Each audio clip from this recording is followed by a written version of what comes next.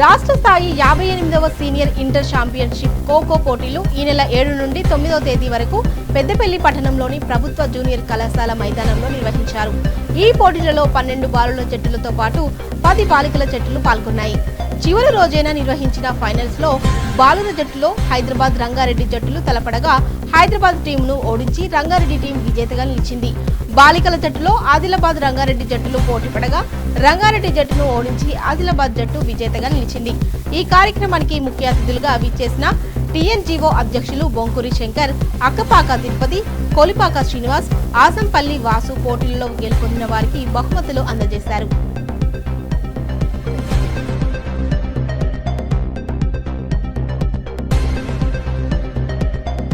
అనారోగ్యమే నిజమైన పేదరికమని, అందుకే ప్రజల ఆరోగ్యానికి తమ కూటమి ప్రభుత్వం అత్యధిక ప్రాధాన్యత ఇస్తుందని సీఎం చంద్రబాబు స్పష్టం చేశారు.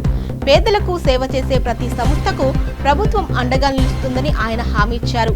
గుంటూరు జిల్లా పెదకాకానిలోని శంకర కంటి ఆసుపత్రిలో ఏర్పాటు చేసిన సూపర్ స్పెషాలిటీ ఐ కేర్ కేంద్రాన్ని ఆయన ప్రారంభించారు.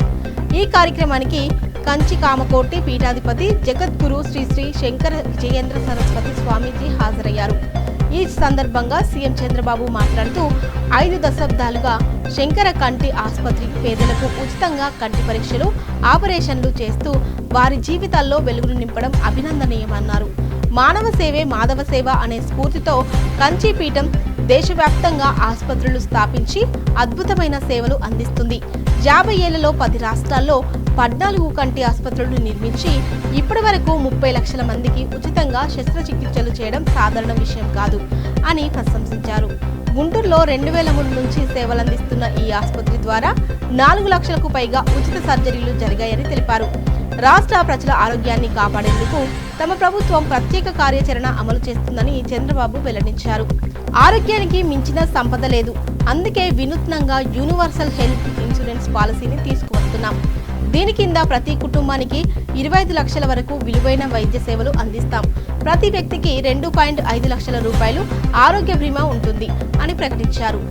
టాటా సంస్థ సహకారంతో రాష్ట్ర వ్యాప్తంగా డిజిటల్ నెర్వ్ సెంటర్ సంజీవని కేంద్రాలను ఏర్పాటు చేస్తామని, 5 కోట్ల మంది ప్రజల హెల్త్ రికార్డులను ఆన్లైన్లో భద్రపరుస్తామని వివరించారు.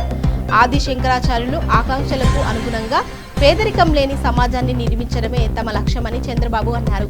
శంకర్ ఫౌండేషన్ త్వరలో జరుపుకోనున్న స్వర్ణోత్సవ కార్యక్రమానికి తాను తప్పకుండా హాజరవుతారని తెలిపారు.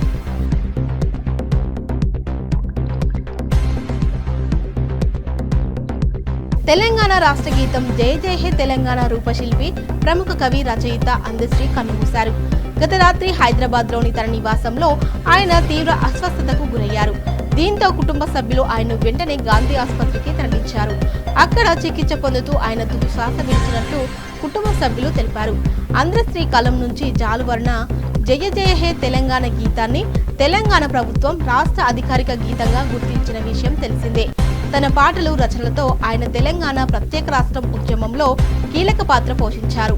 ఉద్యమ సమయంలో ఆయన గీతాలు ప్రజల్లో స్ఫూర్తిని రగిలించాయి.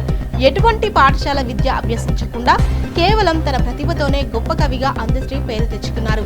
ఆయన రాసిన మాయమైపోతున్నాడమ్మా మనిషన్నవాడు అనే గీతం తెలుగు ప్రజల హృదయాల్లో చిరస్థాయిగా నిలిచిపోయింది. ఈ పాట ఆయనకు విస్తృతమైన కీర్తిని తెచ్చిపెట్టింది. అందశ్రీ మృతి పట్ల పలువురు ప్రముఖులు, సాహిత్యవేత్తలు తీవ్ర దిగ్భ్రాంతికి వ్యక్తం చేశారు. ఆయన మరణం తెలుగు సాహిత్య లోకానికి తీరని లోటని విచారం వ్యక్తం చేశారు.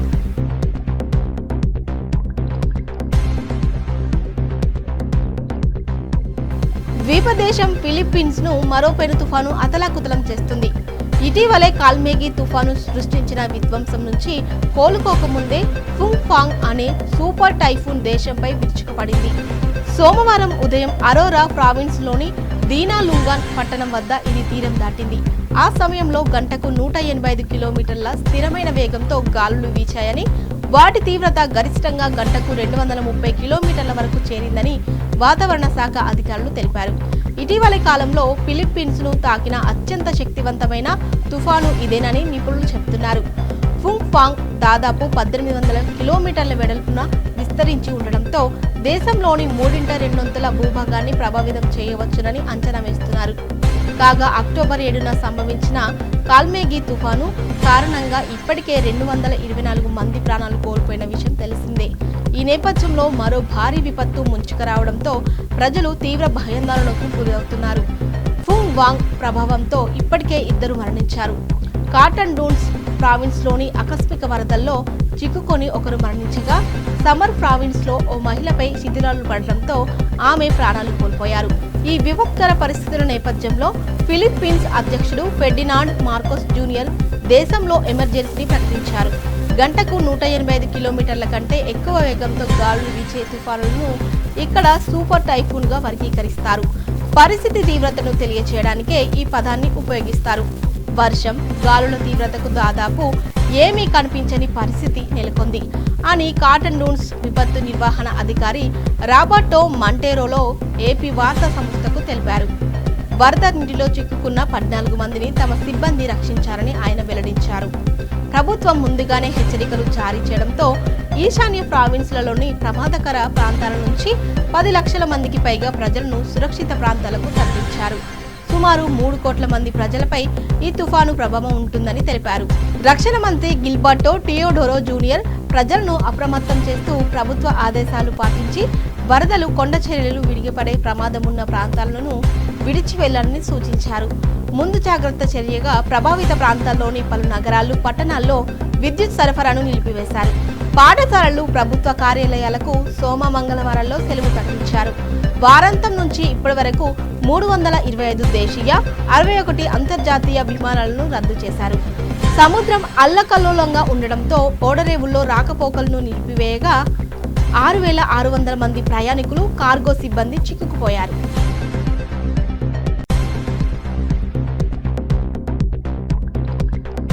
అమెరికా అధ్యక్షుడు డొనాల్డ్ ట్రంప్ తన దూకుడైన టారిఫ్ విధానాన్ని సమర్థించుకుంటూ సంచలన ప్రకటన చేశారు. తన ప్రభుత్వం టారిఫ్ పన్నుల ద్వారా వసూలు చేస్తున్న ఆదాయం నుంచి త్వరలోనే ప్రతి అమెరికన్కు కనీసం $2,000 చొప్పున పంపిణీ చేస్తామని హామీ ఇచ్చారు. అయితే అధిక ఆదాయం ఉన్న సంపన్నులకు ఈ పథకం వర్తించదని ఆయన స్పష్టం చేశారు. ఆదివారం తన social media platform truth social వేదికగా ఈ ప్రకటన చేశారు. తన టారిఫ్ విధానాన్ని విమర్శిస్తున్న వారిపై ఆయన తీవ్ర స్థాయిలో మండిపడ్డారు. టారిఫ్లను వ్యతిరేకించే వాళ్ళు మూర్ఖులు అని ఘాటుగా వ్యాఖ్యానించారు. తన హయాంలోనే అమెరికా ప్రపంచంలోనే అత్యంత సంపన్న, గౌరవనీయమైన దేశంగా మారిందని, ద్రవ్యోల్బణం దాదాపు లేదని, స్టాక్ మార్కెట్ రికార్డు స్థాయిలో ఉందని ఆయన చెప్పుకొచ్చారు. టారిఫ్ పన్నుల ద్వారా దేశానికి ట్రిలియన్ల కొద్దీ డాలర్ల ఆదాయం వస్తుందని ట్రంప్ పేర్కొన్నారు. ఈ నిధులతో $37 ట్రిలియన్ జాతీయ రుణాన్ని తగ్గించడం ప్రారంభిస్తామని తెలిపారు. అదే సమయంలో ప్రజలకు డివిడెండ్ రూపంలో ఈ నగదును అందిస్తామని వివరించారు. అయితే ఈ $2,000 డివిడెండ్ను ప్రజలకు ఎలా పంపిణీ చేస్తారు, ఎప్పటి నుంచి ఈ పథకం అమల్లోకి వస్తుంది వంటి వివరాలను మాత్రం ఆయన వెల్లడించలేదు. గత ఆగస్టులో America treasury secretary Scott Besant మాట్లాడుతూ టారిఫ్ ఆదాయాన్ని ప్రధానంగా $38.12 ట్రిలియన్ జాతీయ రుణాన్ని చెల్లించేందుకు వినియోగిస్తామని చెప్పిన విషయం తెలిసిందే. మరోవైపు దాదాపు అన్ని ప్రధాన వాణిజ్య భాగస్వామ్య దేశాల నుంచి దిగుమతులపై భారీ టారిఫ్లను విధించడం ద్వారా ట్రంప్ తన కార్యనిర్వాహక అధికారాలను అతిక్రమించారనే ఆరోపణలపై సుప్రీంకోర్టులో విచారణ జరుగుతున్న తరుణంలో ఈ ప్రకటన రావడం ప్రాధాన్యత సంతరించుకుంది. అయితే ఈ న్యాయపరమైన సవాళ్లను ట్రంప్ తోసిపుచ్చారు.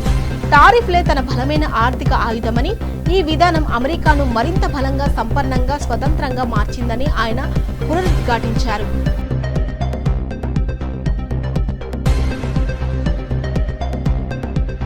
తెలంగాణ రాష్ట్రాన్ని చలి గజగజ వణికిస్తుంది. ఇప్పటికే పలు ప్రాంతాల్లో ఉష్ణోగ్రతలు సాధారణం కన్నా తక్కువగా నమోదవుతుండగా రానున్న 3 రోజులు చలి తీవ్రత మరింత పెరగనుందని హైదరాబాద్ వాతావరణ శాఖ హెచ్చరించింది. నేడు, రేపు, ఎల్లుండి సాధారణం కన్నా 2 నుంచి 3 డిగ్రీల సెల్సియస్ మేర ఉష్ణోగ్రతలు పడిపోయే అవకాశం ఉందని అంచనా వేసింది.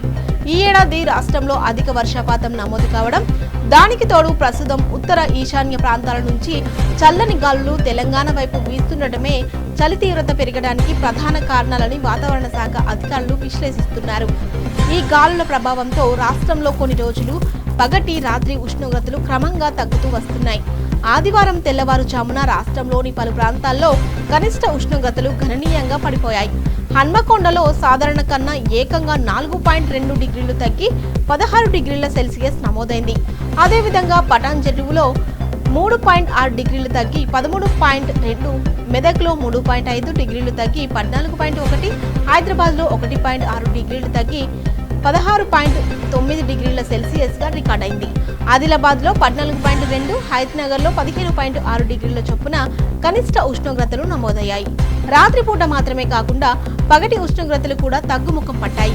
ఆదివారం రామగుండంలో గరిష్ట ఉష్ణోగ్రత సాధారణం కన్నా 3 డిగ్రీలు పడిపోయి 29 డిగ్రీలుగా నమోదైంది. నిజామాబాద్లో 30.2 డిగ్రీలు, హైదరాబాద్లో 29.2 డిగ్రీల సెల్సియస్ గరిష్ట ఉష్ణోగ్రతలు రికార్డయ్యాయి. మొత్తం మీద రాష్ట్ర వ్యాప్తంగా చలి ప్రభావం స్పష్టంగా కనిపిస్తుండటంతో ప్రజలు జాగ్రత్తగా ఉండాలని నిపుణులు సూచిస్తున్నారు.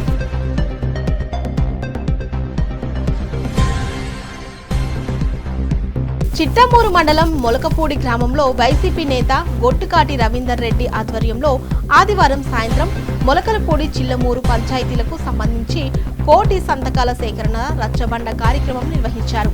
ఈ సందర్భంగా ఎమ్మెల్సీ మెరిగ మురళీధర్ కు కార్యకర్తలు పూలవర్షం కురిపించగా మహిళలు ఆరతులు ఇచ్చి ఘనంగా స్వాగతం పలికారు. ఎమ్మెల్సీ మురళీధర్ మాట్లాడుతూ ప్రభుత్వ మెడికల్ కళాశాలలో ప్రైవేటీకరణ పేరుతో పేద విద్యార్థులకు మెడిసిన్ చదివే కళను కలగానే మిగిల్చేందుకు చంద్రబాబు నాయుడు కుట్ర చేస్తున్నారన్నారు.